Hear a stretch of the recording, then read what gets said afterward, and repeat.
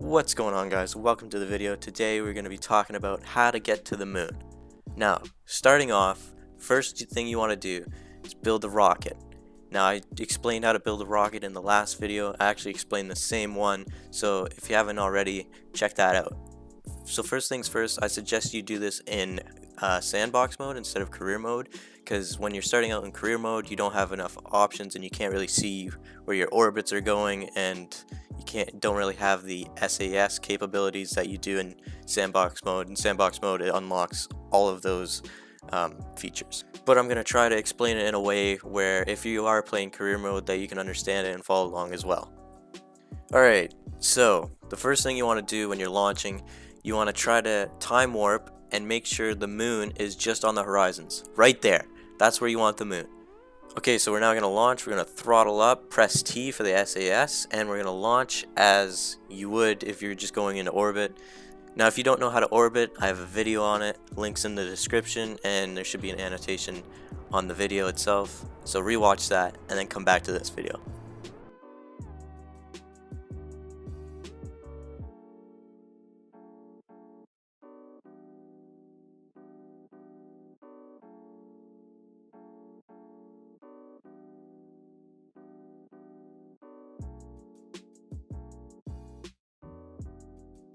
Okay, so now that our Apple app says 75 kilometers up, we're going to add a maneuver node here, and I'm going to tweak it and set the moon as a target.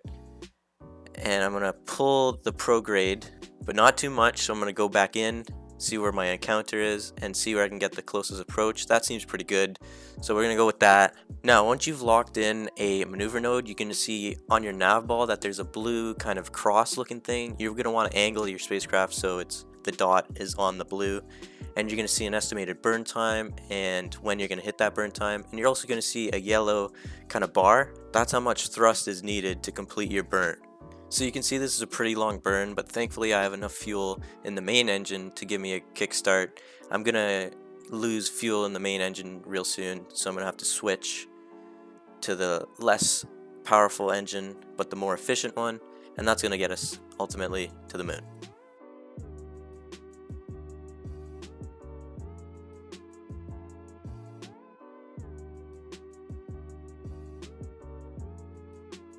Okay, so as our trajectory gets closer to the moon, I begin to slack off a bit and hover over the periapse to see how far we're going to be coming from the moon. You can tweak it however you like, but I like to get pretty close, usually about like 25 kilometers away from the moon. It's a pretty good distance. Okay, so now that we're done with that burn, we can speed up time till we arrive at the moon.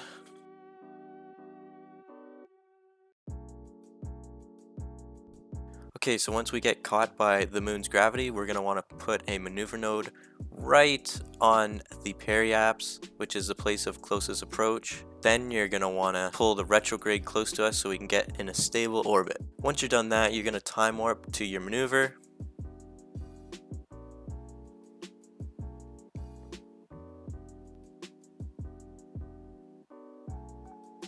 Face your rocket retrograde and begin your burn.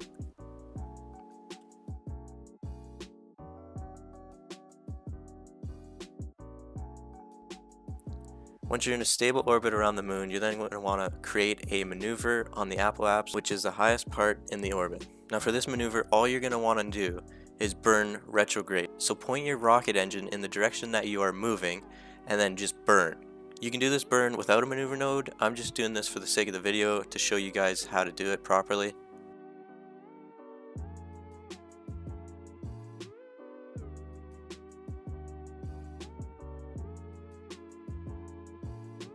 Okay, so after we're done that burn, we're going to want to find a flat place to land on the moon. Now, finding a flat place to land is pretty tricky.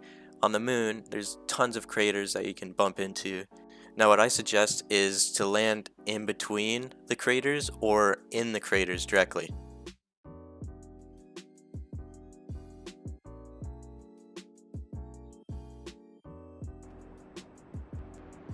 Okay, so here comes the tricky part. I have a bit of fuel left in this stage that I can burn off. We don't want to start burning too high up because we'll run out of fuel, and we don't want to start burning too far low because then we will crash and die.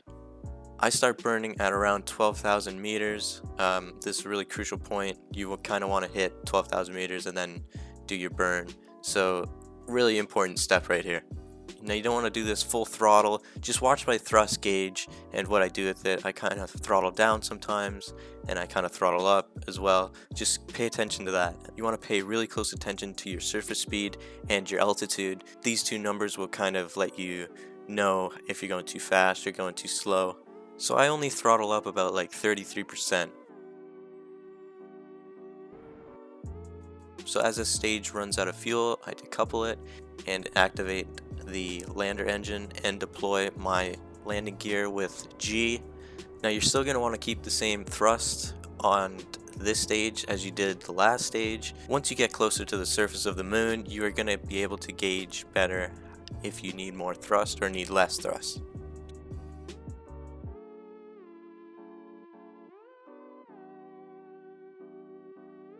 So you can see as I slack off on my burn and get towards the surface more, I can see my shadow there. I realize that I'm going way too fast and I immediately throttle up and get pretty scared actually. But I managed to slow down and control my burn, and I am now under 5 meters a second, coming in for a graceful landing.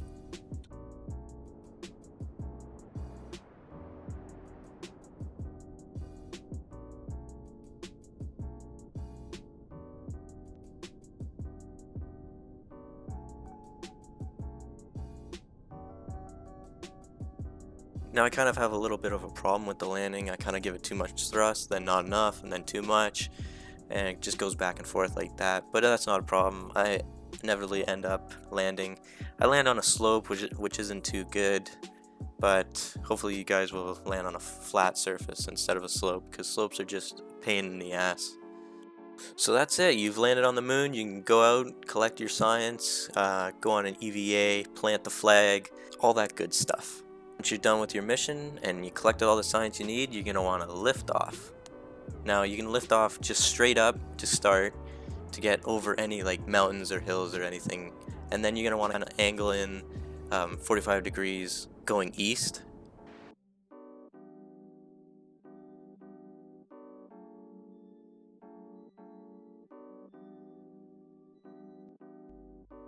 Now this burn is going to take quite some time. You're usually going to want to get 45 kilometers up from the surface of the moon and then add a maneuver node on the Apple apps. Now this time we're going to want to pull the blue circle with the sticks coming out of it and just pull it until you get the purple line that shows up around the Earth. Now what you're going to want to do when you have that purple line is kind of like keep finicking around with it. Keep pulling the blue and yellow buttons to see which one gets you the closest approach and the less thrust that you need for that burn. So when you think you're close enough, you're going to want to hover over the periaps on the Earth and see what your approach is. And if your approach is beneath 40,000 meters, then you are fine and you will re-enter. 40,000 meters and below is where Earth's atmosphere captures your capsule and slows you down enough for a re-entry. Okay, so once you got your maneuver set, you're going to want to just hover over the blue dot on the nav ball and throttle up. Just burn until the yellow bar to the right of the nav ball is no more.